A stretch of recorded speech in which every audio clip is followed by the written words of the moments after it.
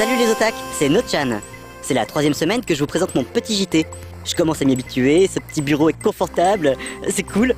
Ah, au fait, vous avez vu, je fais comme les autres présentateurs, je change de t-shirt à chaque émission.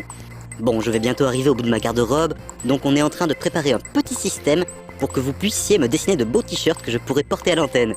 Mais je vous en reparlerai. Allez, c'est parti pour les news de la semaine. Les fans du RPG Shining Wind, sorti sur PS2 en 2007, seront aux anges. En effet, une nouvelle série de figurines des héroïnes du jeu sortira prochainement au Japon. Particularité de cette série, elles y seront présentées en bikini.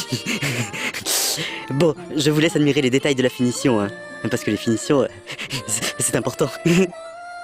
Perso, j'aime bien les shoot'em up et les gothic Lolita. Ça tombe bien puisqu'à la fin du mois sortira au Japon le dernier Danmaku de Cave, Death Smile 2X sur Xbox 360, qui réunit justement ces deux thèmes.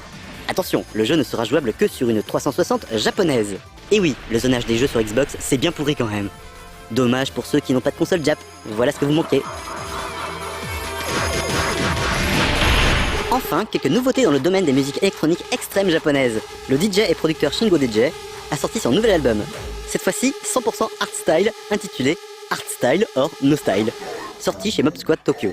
On y trouve 16 pistes dont 2 featuring avec DJ Shoujo et l'anglais FTFX.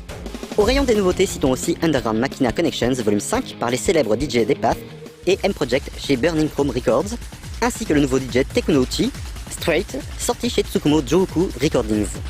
Enfin, si vous avez la chance d'être au Japon le 29 mai 2010, ne manquez surtout pas la nouvelle édition du Extreme Hard, un des plus grands lives de Jackor qui a lieu 2 fois par an. Au programme, le gratin habituel.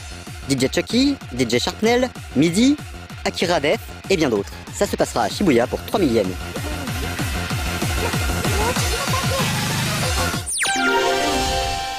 Le mot otak de la semaine, c'est TV Size. Alors c'est quoi TV Size à votre avis? Eh bien c'est tout simplement la chanson d'un générique de dessin animé ou de série télé, raccourci pour s'adapter au format télé. D'où le nom TV Size. D'ailleurs ça s'écrit TV Size mais tous les japonais disent Telebi Size. Bref, vous l'aurez sûrement remarqué, les chansons des génériques d'animés en version complète font souvent plus de 3 minutes. Alors que le générique lui-même dure souvent plus de 2 fois moins longtemps. C'est important à savoir car si au dos d'un CD vous voyez Opening TV Size, ça veut dire que le générique que vous voulez sera en version courte. Et petite anecdote pour finir, au karaoké japonais, entre otaku, on aime bien se faire des karaokés d'anime song.